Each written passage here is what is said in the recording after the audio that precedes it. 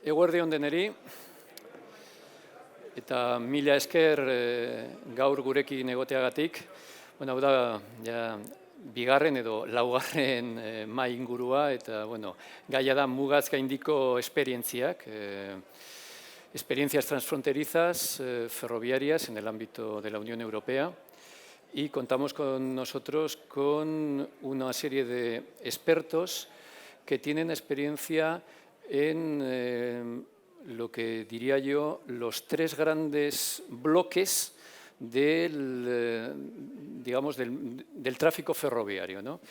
Los servicios de cercanías o regionales transfronterizos, los servicios de larga distancia y los servicios de mercancías. Y todo ello, además, contamos con un gestor de infraestructuras que es quien tiene que poner a disposición de todos esos operadores la infraestructura para que los trenes puedan circular. Y sin más, voy a hacer una breve presentación, muy breve, de cada uno de ellos, porque sería y es mucho más pertinente que sea cada uno de ellos quien se presente a sí mismo y presente cuáles son sus experiencias y cuáles son aquellos mercados o aquellos sectores en los que en este marco de las experiencias transfronterizas nos pueden transmitir aquí. Comenzaré por Mahai de la provincia autónoma de Südtirol. La provincia autónoma de Südtirol tiene aquello por lo que destaca desde el punto de vista de aquellos que estamos en este sector ferroviario, es porque esta provincia autónoma pone a disposición de sus ciudadanos servicios ferroviarios, servicios autobús, es decir, un sistema de transportes intermodal que además, desde el punto de vista ferroviario, utiliza tres redes que corresponden a tres operadores o tres gestores de infraestructura: Rete Ferroviaria Italiana, la propia de la provincia autónoma, y entran en Austria con servicios y además ofrecen productos, billetes, ticketing en ambos países. Es decir, yo creo que es importante el hecho de que sea una provincia autónoma de la que tenemos que aprender, porque ofrece servicios, ya digo, transfronterizos y al mismo tiempo en intermodalidad. Y paso la palabra a Mahai para que de una manera más detallada pueda explicar o presentarse, mejor dicho. Luego ya pasaremos a las preguntas y a los temas que son objeto de esta mesa redonda. Please, Mahai. Thank you, Mr. Leser, Emmanuel. We are STA, this means South Tyrolean Transport Infrastructure. And the name already says it's infrastructure. We are a company completely owned by the province of South Tyrol. So I'm of STA. And you can see the logo of the province in the upper right, and it's trilingual. So much like the Basque Country, we have different languages. We have German, we have Italian, we have Latin, which is also a Roman language. Myself, I'm head of the vehicle department. So when we're talking about infrastructure, you might ask, what about vehicles? The province made a strategical decision to acquire rolling stock. So we, as STA, we are the owner of electric train sets and diesel train sets, but we do not operate them. So we are not a railway undertaking. But also for the province, we do maintain the ticketing system. What else do? We do design and construct infrastructure, not only on our railway line. We have a 60 kilometers railway line, but we do it also on the RFI, on the national network. So there's often a trilateral agreement between the province, the national infrastructure manager, and my company, STA, where we do design and do invest on the national infrastructure, so at the end, the mobility product for the province gets better. Thank you. Thank you, Mahai.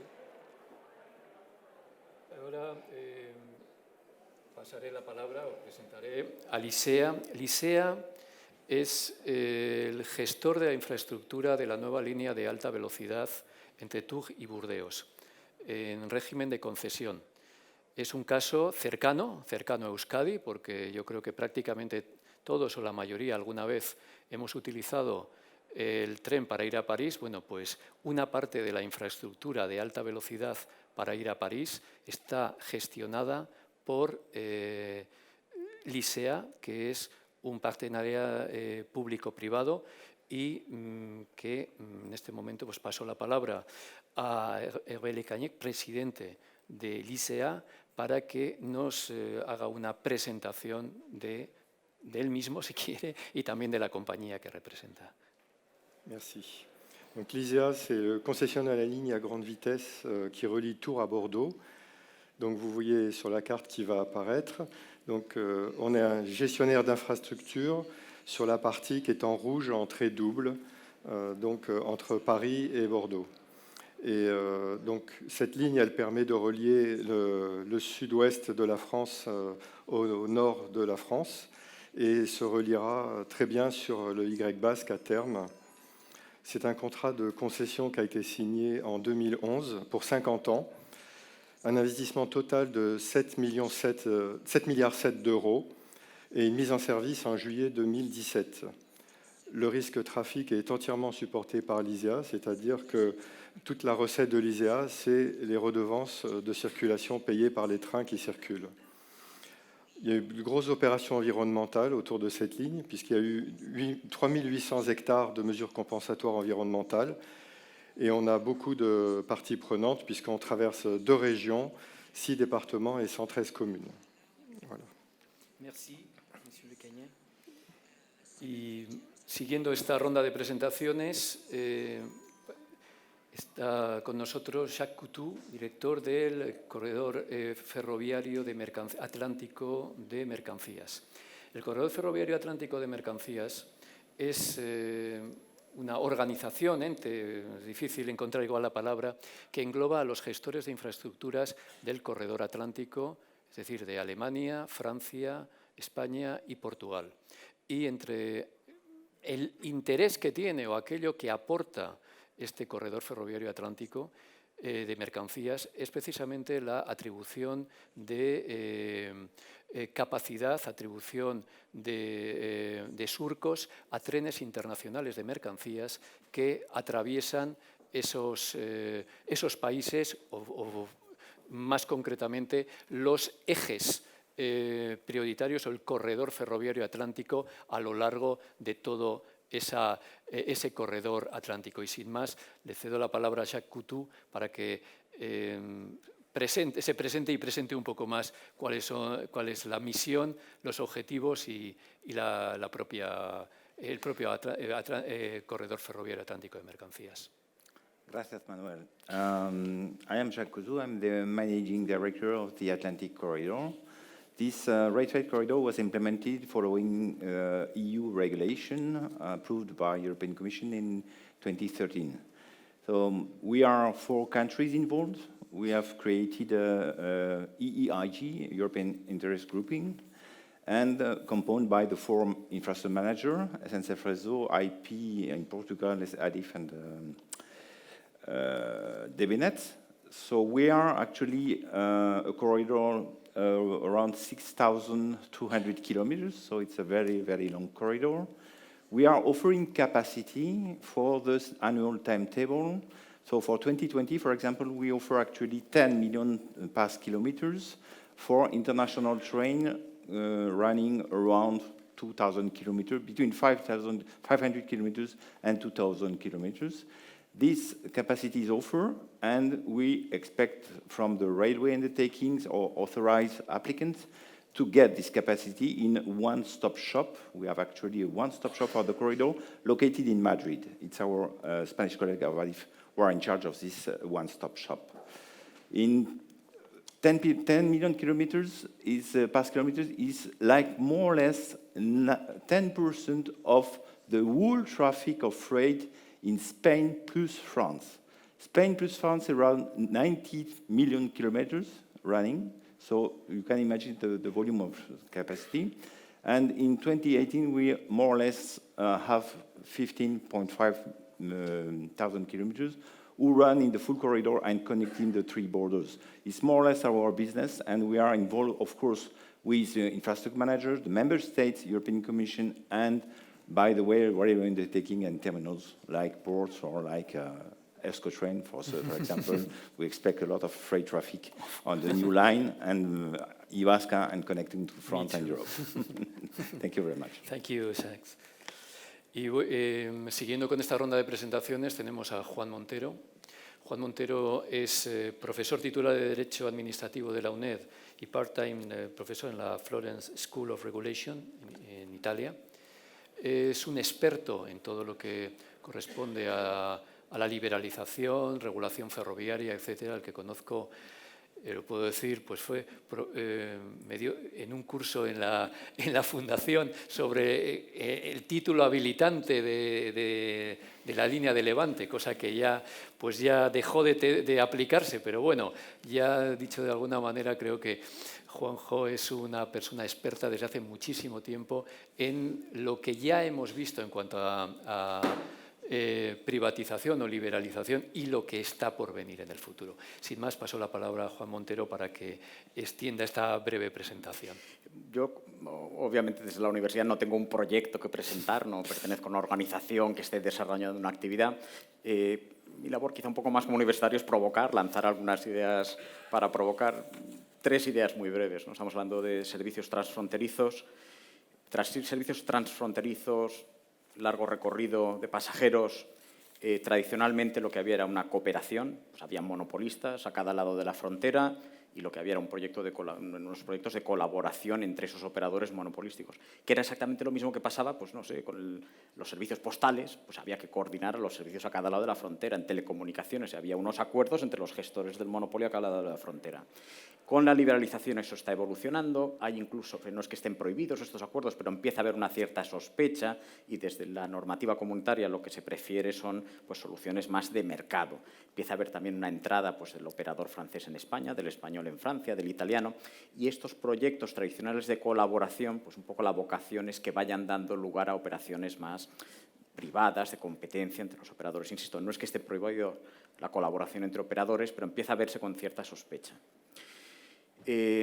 Mercancías se percibe como la gran oportunidad. El problema del transporte ferroviario de mercancías es que normalmente no es muy competitivo sobre distancias cortas, es competitivo en larga distancia. Tenemos un continente a nuestra disposición con 1000 obstáculos para la prestación de servicios realmente de larga distancia donde el ferrocarril puede competir con la carretera, pero hay 1000 problemas técnicos, organizativos. Ahí es donde está el verdadero reto, donde el sector ferroviario puede realmente dar un cambio y en fin, todos los proyectos verdes, de descarbonización, ahí es donde se puede realmente marcar una diferencia. Y por último, lo que me gustaría subrayar es un elemento que muchas veces queda olvidado, y es que es perfectamente posible y deseable también que haya proyectos transfronterizos OSP de corta distancia, de servicios suburbanos, regionales, que crucen las fronteras. Aquí tuvimos una experiencia, la Eurorregión lanzó un proyecto, desde la Fundación de los Ferrocarriles Españoles pues, cogimos el proyecto, hicimos un estudio de cómo coordinar, pues desde un punto de vista técnico, pero también normativo y administrativo, que es muy complejo, esas OSPs coordinadas a los 2 lados de la frontera. Esto es algo que en España no tenemos experiencia, pero en otros países sí que hay experiencia, ya se ha nombrado alguna. Y por dar un dato estadístico, hay un 1% de servicios en Europa de los OSP que son OSP transfronterizos. Probablemente el mejor caso es el de Luxemburgo. Hay mucho tráfico transfronterizo entre Francia y Luxemburgo. Estuvimos en Metz, nos lo estuvieron contando y hemos aportado toda esta experiencia para este proyecto, digamos, potencial de servicios transfronterizos entre el País Vasco y Francia. Gracias, Juan. Y para terminar esta ronda, last but not least, Mr. Matthias Meyer from Deutsche Bahn. Deutsche Bahn, I think Deutsche Bahn doesn't need any presentation, but anyway, I hand over to Mr. Meyer just to make a short presentation about Deutsche Bahn and yourself. Thank you. Manuel. Yeah, at first, thank you very much for the invitation and for having the chance to represent Deutsche Bahn, the German State Railway, here in Basque Country, which is very nice for me today. And my name is Matthias Mahai, and I'm working for 20 years now for DB. And the first years I was in different positions in the passenger division. Now, since 6 years, I'm the Director for Operation and Maintenance Consulting at DB Engineering and Consulting, our international market consulting arm at DB. And I'm happy to share the experience of DB regarding international and cross-border traffic. Of course, Germany has nine borders, 9 neighboring countries around our own country, and we are operating passenger and freight trains to all of these countries, and so we have some experience about that. But not only that, we had also many projects in the passenger division many years before to other countries. For example, we did the not successful, but we was on the second place, a very interesting tender bid preparation in 2007 for the Eurozone tender around Copenhagen, Malmö, which is a very, very powerful area, and there is a border in between, as we see it in other areas in Europe. And the success of that line was a problem of that line later on, because people are coming, passengers are going higher and higher, and that's a very important example for cross-border transportation, I guess, on the rail. And we did many projects for the BENC in that regard, and especially the development of the GCC railway line on the Arabic Peninsula, which is a little bit stopped over the last years because of the oil prices, but it will come up in the next years, that's quite sure now. And we did some plannings for that for different of these countries, and so I'm happy to discuss about all these things with you. Thank you very much, Matías. Bueno, y ahora, hechas estas presentaciones, vamos a pasar a una nueva parte de esta mesa redonda en la cual vamos a hablar de ciertos temas en los que ya no habrá, digamos, cada uno puede intervenir un poco en función de que quiera aportar algo. Ahora vamos a pasar más a un diálogo entre nosotros más que a una presentación. Y mi primera cuestión es acerca del propio cuarto paquete ferroviario, ¿no? Porque, y lo digo desde un punto de vista, digamos, del ignorante, ¿no? A día de hoy, el tráfico de mercancías en la Unión Europea está liberalizado. El tráfico transfronterizo, el tráfico internacional está liberalizado. Por lo menos eso es lo que la teoría nos dice. La cuestión que quería yo plantear es si el cuarto paquete ferroviario, que todos lo vemos como una auténtica revolución en el mundo del ferrocarril en la Unión Europea, si realmente es ese instrumento que va a modificar radicalmente la situación del ferrocarril actual, permitiendo construir un verdadero espacio ferroviario europeo a todos los niveles. Yes. Matthias, for instance. Well, taking into account that you cover all the fields of transport. Let's start with the statement. I would say the situation is mature. The situation is that we already have all the technologies we need for that. We have the norms with the TSI norms, what we need, and we have legal tools for handling public service obligations or contracts, all that. And if we look on the successful projects, I would say it doesn't matter if it's freight or passenger. At the end, it works if everybody wants to collaborate and wants to do a good project, and then everything is possible. And that's my statement at the beginning. Jacques. Yes.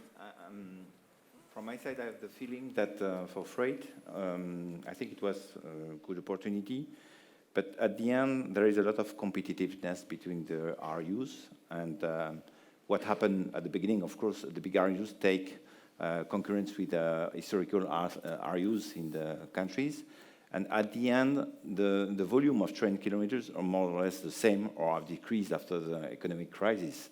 So the question is, if there is a real business market there, of course, everybody can fulfill this market, but at the end, don't forget that RUs need stability, need capacity, need good condition for operating trains.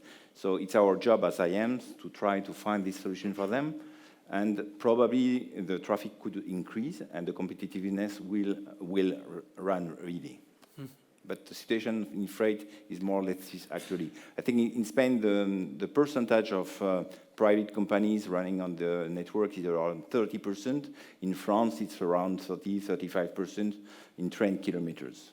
So we are more or less at the same level of competitiveness between the private and the public companies for freight. Okay, so if I have understood, you think that the fourth railway package is not the silver bullet for international freight traffic? No, I think it's a good opportunity, especially for the clients, because at the end, if there is concurrence, they get better price, I hope.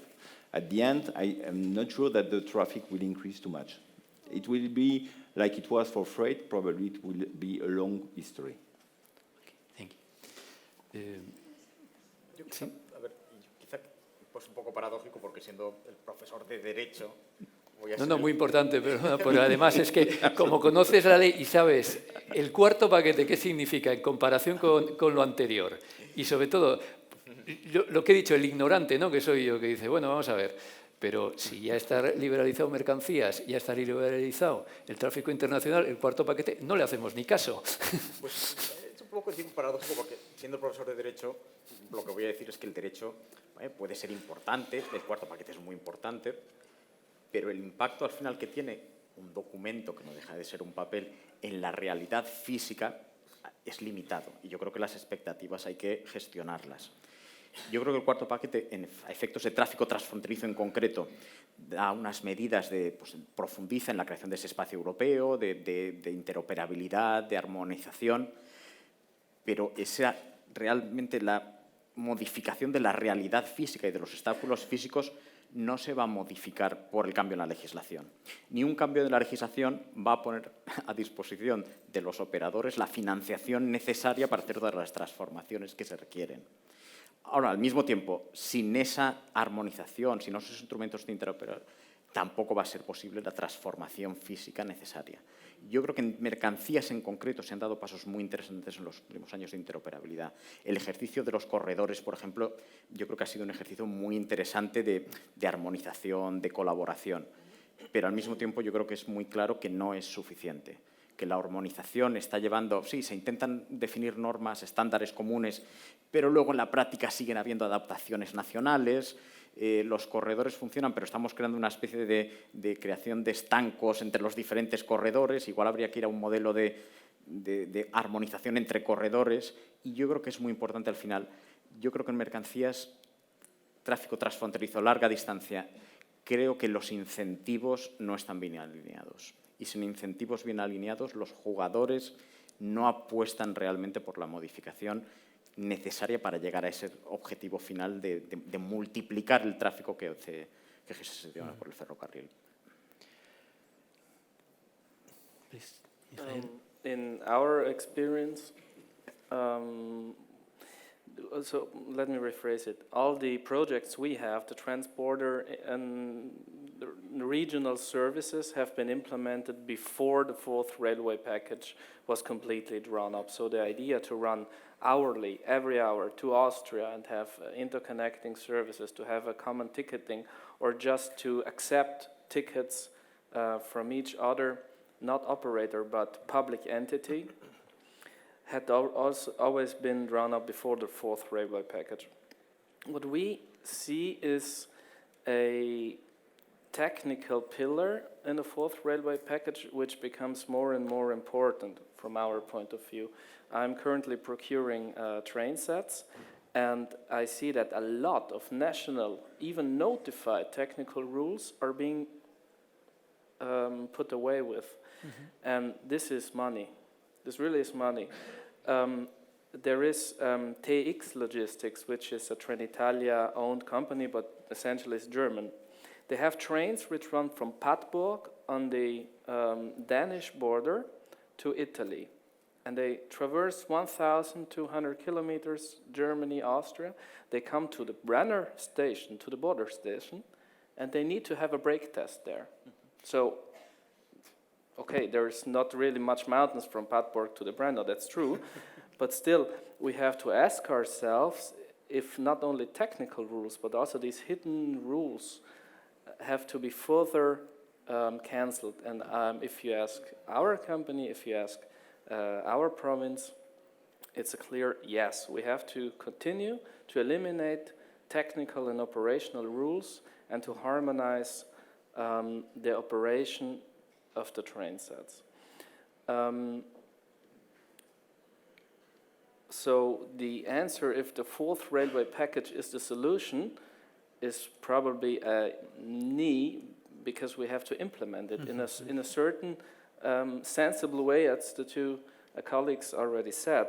And in the future, we will not have border station anymore. If anyone knows the Brenner Base Tunnel project, it's a tunnel between the borders of Austria and Italy, and there's no border station anymore. So I don't have the space to stage the trains, stop them, go from the machine, have another locomotive driver with another language, go into the machine, perform a brake test, and then restart. This takes 45 minutes, and we just don't have the space. So we have to accept the brake test done somewhere else, and we have to work on language.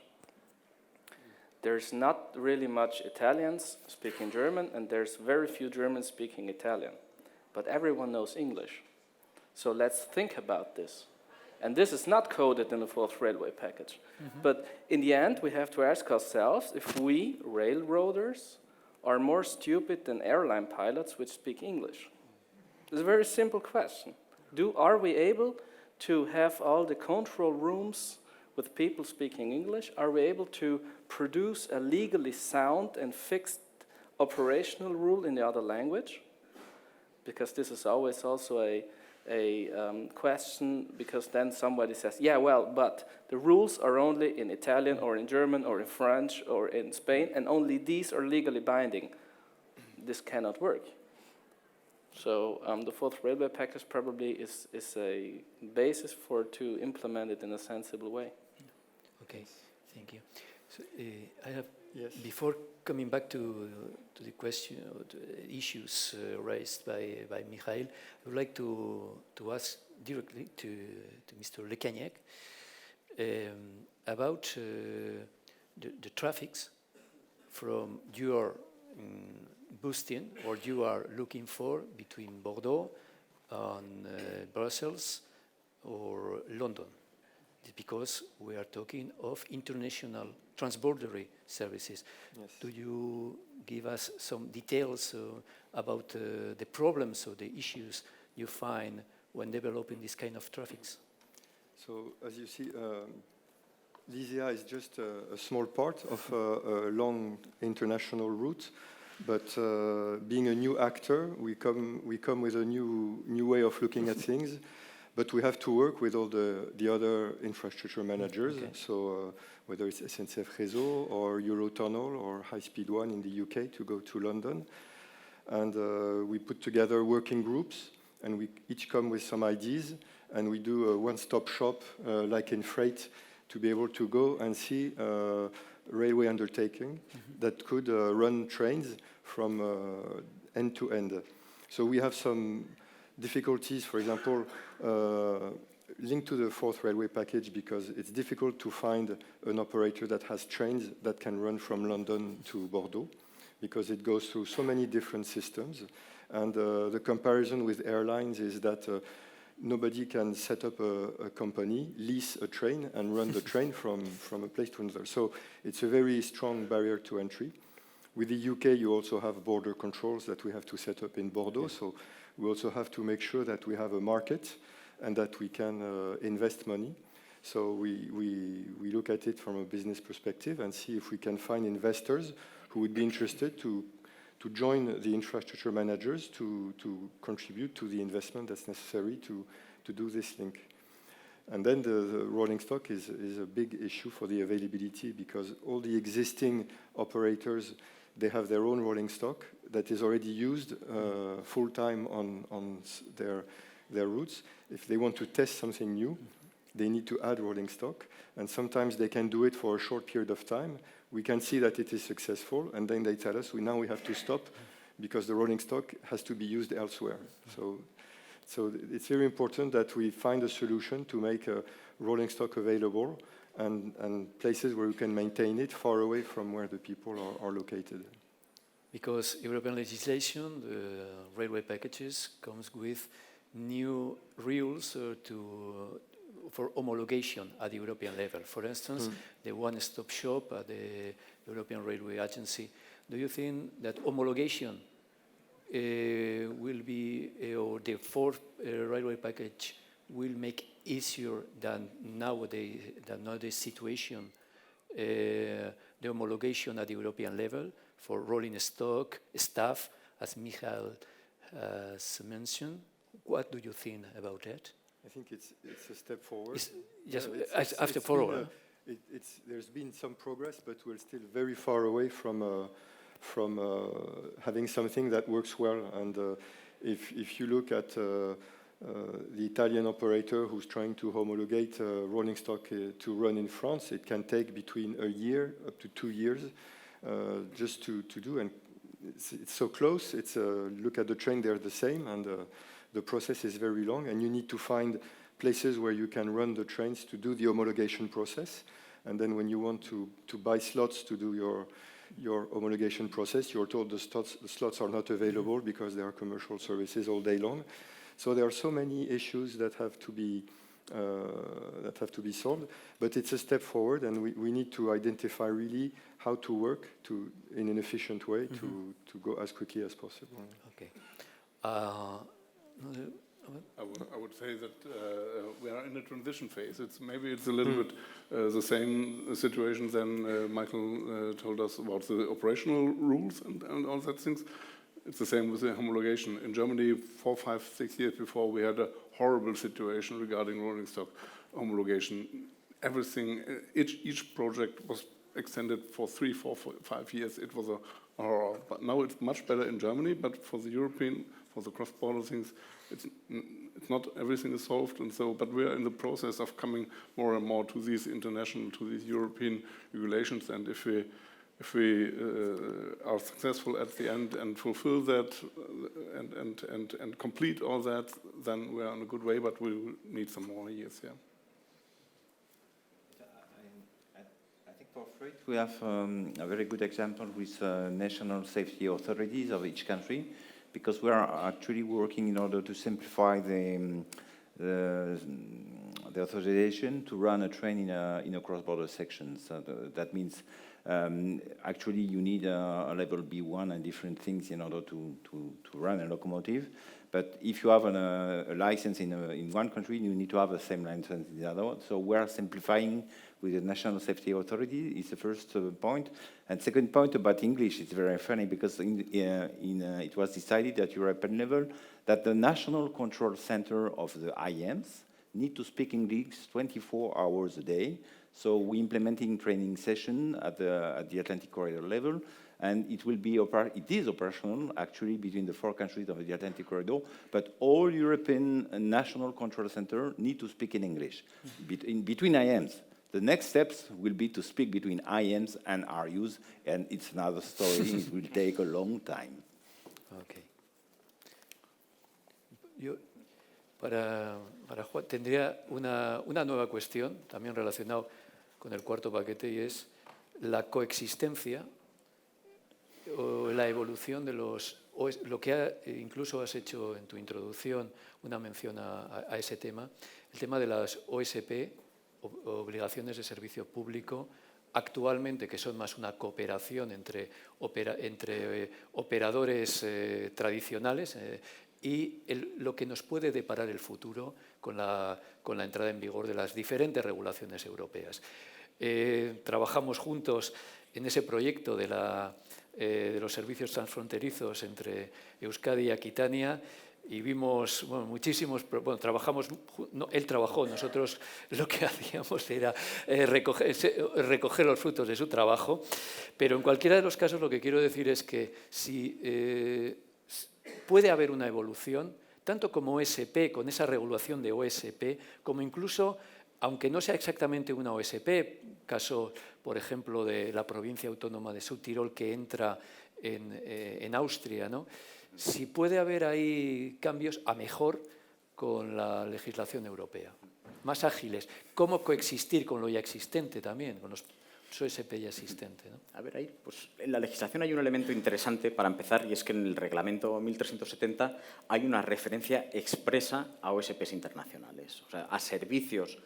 Y la OSP, la obligación de servicio público, al final lo que se convierte es en contribución pública para soportar servicios no comerciales, digo, para que estemos situados. Entonces, se contempla expresamente, no hay ninguna duda, puede haber, y desde luego desde las instituciones europeas se quiere promover estas OSPs transfronterizas. Ahora, operativamente, desde el punto de vista administrativo, es muy complejo, porque lo que tenemos son dos infraestructuras diferentes. Tenemos dos administraciones, en principio, diferentes, en cada lado de la frontera, responsables de financiar, de definir las condiciones de prestación del servicio y financiar ese servicio, que además no son necesariamente las mismas. A un lado de la frontera puede ser el Estado o la región, al otro lado de la frontera puede ser una administración diferente. Y lo que hemos aprendido con este proyecto es que hay que coordinarse a todos los niveles. Tiene que haber una coordinación administrativa de esas administraciones públicas que son las que van a tomar la decisión de compensar los déficits de explotación, y ahí está el punto de partida de una vocación política de invertir fondos públicos en esa explotación. Y luego hay que coordinar lo que es ya la prestación del servicio subyacente. Y ahí hay varios modelos. Puede haber un modelo que es el modelo tradicional, pues vamos a colaborar, va a haber dos contratos entre la Administración Pública del Estado y un prestador, una empresa ferroviaria a un lado de la frontera, y una Administración Pública y un operador ferroviario al otro lado de la frontera, que es un poco el modelo que se ha venido desarrollando más en Francia para la explotación de estos servicios transfronterizos. Una evolución puede ser hacer un contrato único, dos administraciones que ya en un modelo europeo hacen un contrato único de explotación y que incluso, como prevé el reglamento, se licita, ya no hay adjudicaciones directas y se va a un modelo de licitación y hay un único prestador del servicio, obviamente sobre dos infraestructuras a cada lado de la frontera, ¿no? Hay varias modalidades y todas ellas son muy complejas y requieren mucha coordinación, pero desde luego desde la normativa son posibles, son deseables y yo creo que iremos cada vez a ver más y más innovación en el cómo se construyen estos modelos. Gracias. Como andamos mal de tiempo, igual volvemos, si nos da tiempo, a estas cuestiones, pero no quería dejar de mencionar un tema que creo que es importante y es la Green Deal Strategy y el papel que puede jugar el ferrocarril en esta estrategia a nivel de la Unión Europea de lucha contra el cambio climático. Yo creo que todos tenemos claro que desde el punto de vista de la contribución a la lucha contra el cambio climático, el ferrocarril está en ventaja con relación a otros medios. Tenemos esta nueva estrategia, no sé, del Fly Scam contra los vuelos, digamos, de media distancia que pueden ser sustituidos por tráfico ferroviario, lógicamente internacional, transfronterizo, y quería plantear esa cuestión. Si realmente esta European Green Deal Strategy es una oportunidad para el ferrocarril, para que tanto en mercancías como en viajeros pueda, de alguna manera, incrementar su cuota de mercado.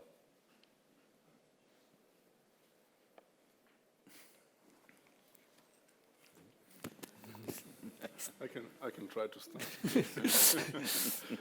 Well, I would say it is an opportunity. Yes, that's clear. We all do not know right now what the details will be in that Green Deal, and of course it's not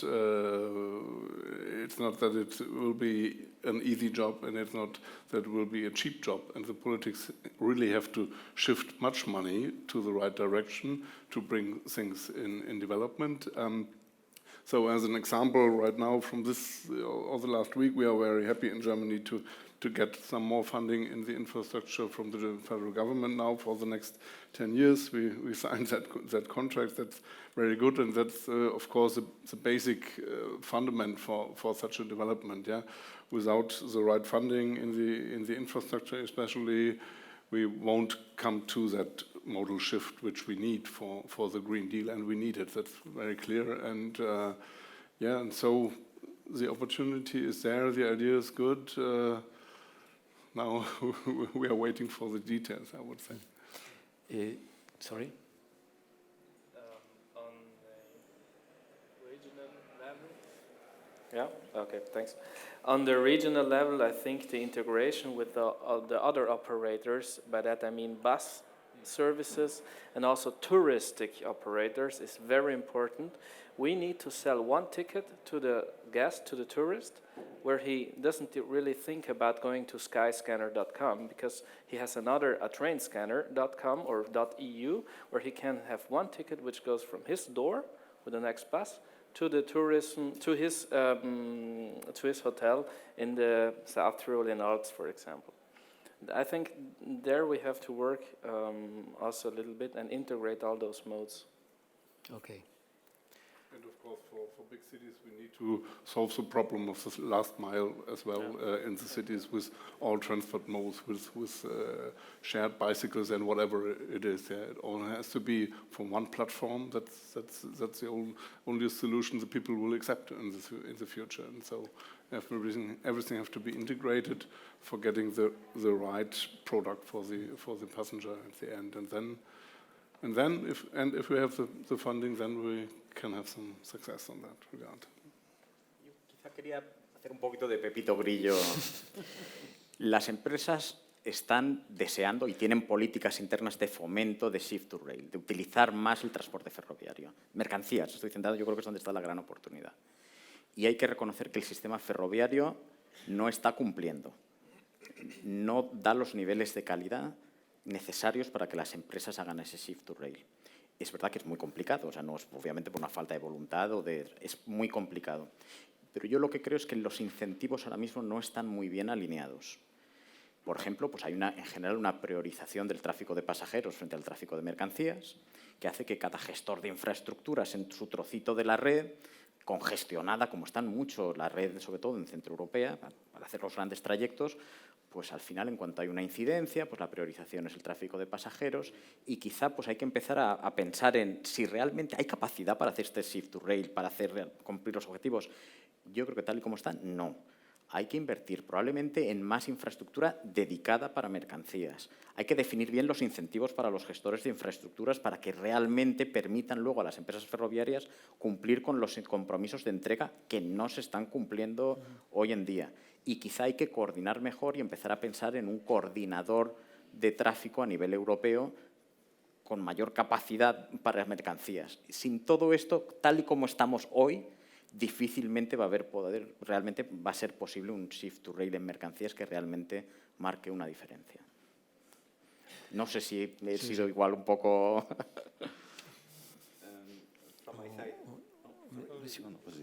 From my side, I consider that Green Deal is not an opportunity, it's an obligation.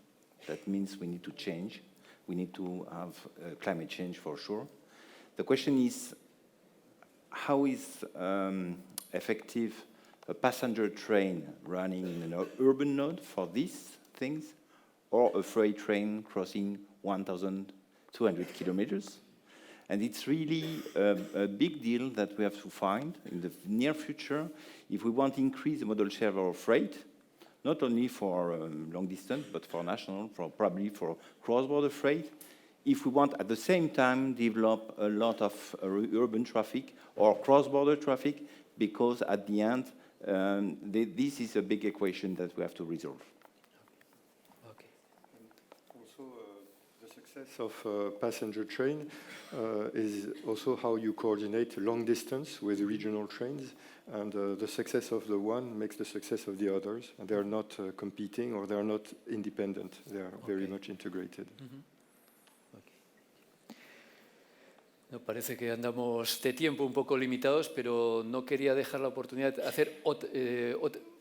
me voy a dejar muchísimas cosas en el tintero, la verdad, pero ya que estamos en Euskadi, estamos hablando de la I vasca, tenemos a uno de los principales actores, stakeholders in Europe, Deutsche Bahn, tenemos a un representante digamos, dicho así, de esos trenes de mercancías transfronterizos que nos atraviesan, y tenemos a un gestor de infraestructuras que quizás pueda ver en ciertos trenes Bilbao-París, por ejemplo, una oportunidad para su mercado, porque ha dicho en su presentación que su fuente de ingresos es precisamente los surcos, los cánones de los trenes que atraviesan esa infraestructura.